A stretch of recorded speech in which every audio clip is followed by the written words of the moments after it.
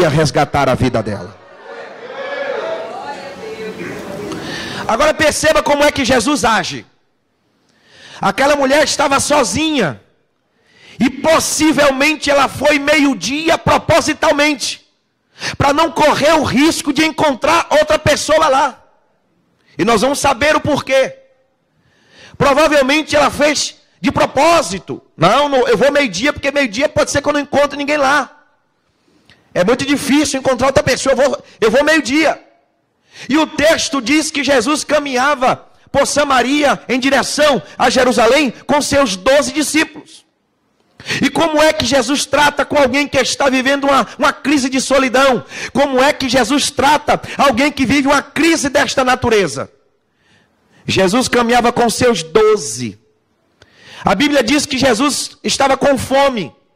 E ele designa 12 homens para comprar comida. Aí eu lhe pergunto, seria necessário ir os 12 para comprar comida? Será que 2 não era suficiente para trazer comida? Será que 5, 10 não seriam suficientes para comprar comida? Porque então Jesus designou os 12 para que ele pudesse ter aquele encontro especial, para que ele pudesse ter aquele encontro particular com aquela mulher.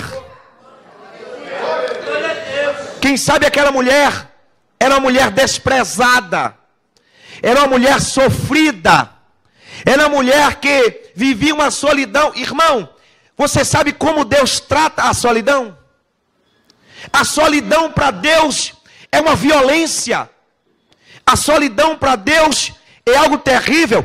Tanto é que o próprio Deus declarou: não é bom que o homem esteja só.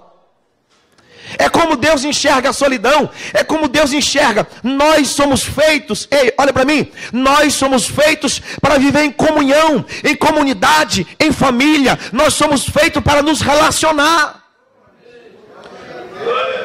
E aquela mulher estava em solidão, aquela mulher estava em sofrimento, em crise. A vida que aquela mulher vivia lhe proporcionava esse tipo de problema. Quem sabe aquela mulher não poderia, ou se tinha, não tinha mais amizades. Quem sabe aquela mulher sofria um abandono, uma crise, uma aflição. E Jesus, conhecedor do problema daquela mulher, Jesus fala para os discípulos: vão comprar comida. E ele vai e se instala perto do poço. E aquela mulher está chegando e Jesus começa um diálogo com aquela mulher. Por que Jesus proporcionou isso? Porque olha para cá, abra o seu coração. Jesus não expõe ninguém à vergonha. Vou dizer de novo. Jesus não expõe ninguém à vergonha. Nós vamos ver pelo texto que a vida daquela mulher não era uma vida fácil. Porém, Jesus, conhecendo a sua história, não precisou estar ninguém lá para testemunhar. Não precisou chamar ninguém e dizer: olha aí, a pecadora, olha aí o que ela está fazendo. Essa mulher de vida fácil, olha aí, 5 maridos já tem, e o que está agora não é nem dela. Deixa eu te passar um sermão aqui, e eu vou falar para todo mundo ouvir. Jesus não expõe ninguém, ele trata conosco no nosso particular, ele nos respeita, ele respeita a tua intimidade. Ele nos respeita. Aquela mulher sozinha, em sofrimento, vivendo uma vida difícil, e Jesus disse: não tem problema, vou ter um encontro com ela, vou ter uma audiência com ela, vou esclarecer tudo para ela, vou mostrar que eu sei de tudo, vou mostrar que eu conheço a sua história, e não vai ter ninguém para rir de canto, não vai ter ninguém para dizer: não disse, eu sabia. Moisés, quando Moisés foi escolhido para ser o libertador de Israel, quando Moisés foi escolhido para ser o homem que iria libertar Israel, ele estava lá cuidando das ovelhas do seu sogro, após ele fugir do Egito. Moisés foi criado no berço de ouro, criado no palácio, foi ajudar o seu povo, foi dedurado, e por causa disso ele fugiu. E eu já falei aqui outras vezes, imagine o coração de Moisés dizendo: eu fui ajudar meu povo, olha o que fizeram comigo. E ele estava lá no monte, sozinho, cuidando das ovelhas do seu sogro. E nesse momento Deus lhe visita, Deus lhe traz a proposta para que ele fosse ser usado por Deus. Em um dado momento daquele diálogo, daquela conversa, o Senhor diz: Moisés, põe a tua mão no peito. E quando Moisés põe a mão no peito, a mão ficou leprosa. Deus conhecia e sabia que havia lepra dentro de Moisés, sabia que havia mágoa, sabia que havia ressentimento, mas não tinha ninguém ali para fazer Moisés passar vergonha. Foi entre Deus e Moisés, foi entre a mulher samaritana e Jesus. Nesta noite não tem vizinho do lado do vizinho da esquerda, é com você e Cristo nesta noite. Diga para quem está do lado: ninguém tem nada com a sua vida, é você e Jesus. Você pode dizer uma coisa para Jesus aí?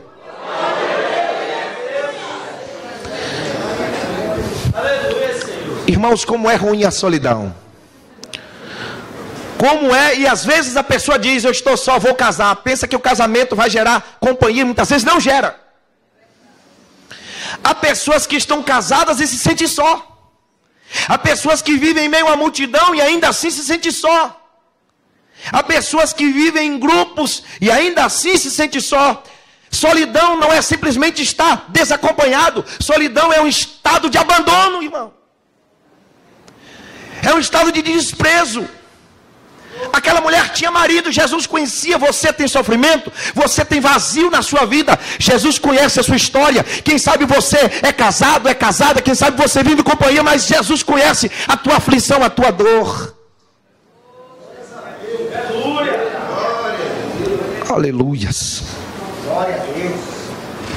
Era uma mulher que trazia feridas dentro dela. Era uma mulher que trazia um fardo, um peso enorme no coração. Pensa comigo, meu irmão e minha irmã.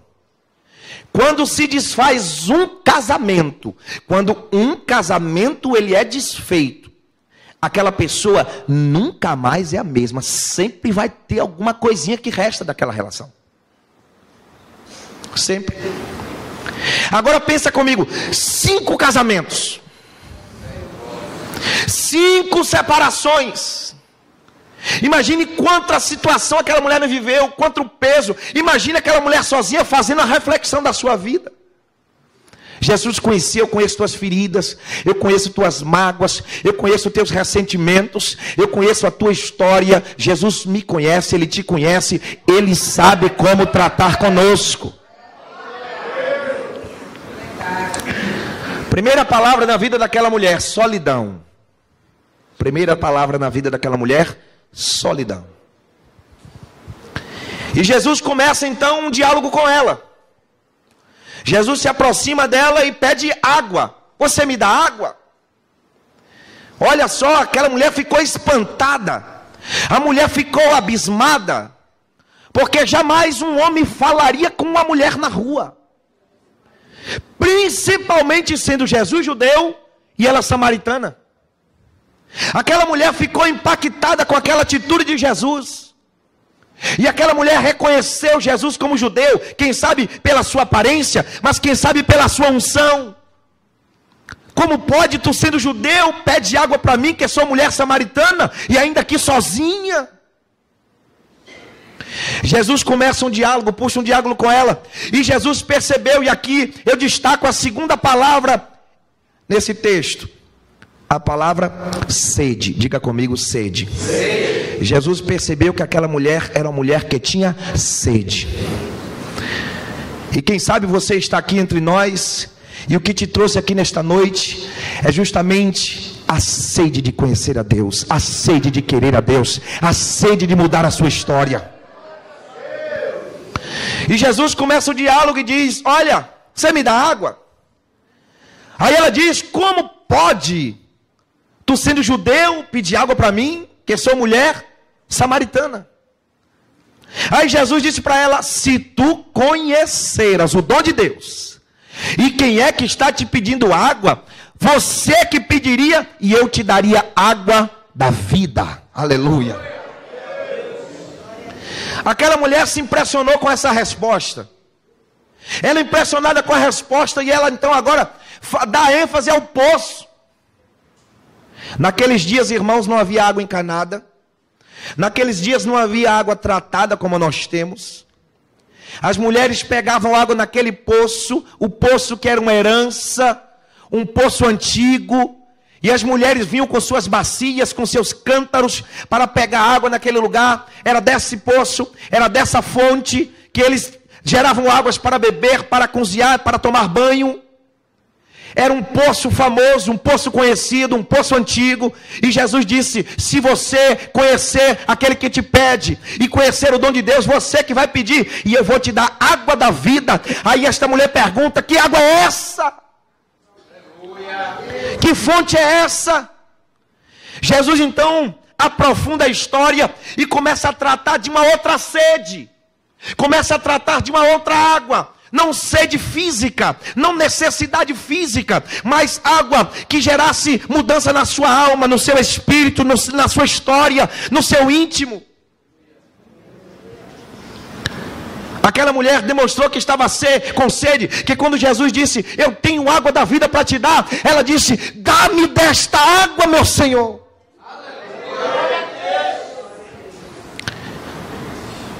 E se Deus te trouxe aqui, e se Deus está ministrando esta palavra, Ele conhece a sua história e sabe que há pessoas entre nós que estão com sede.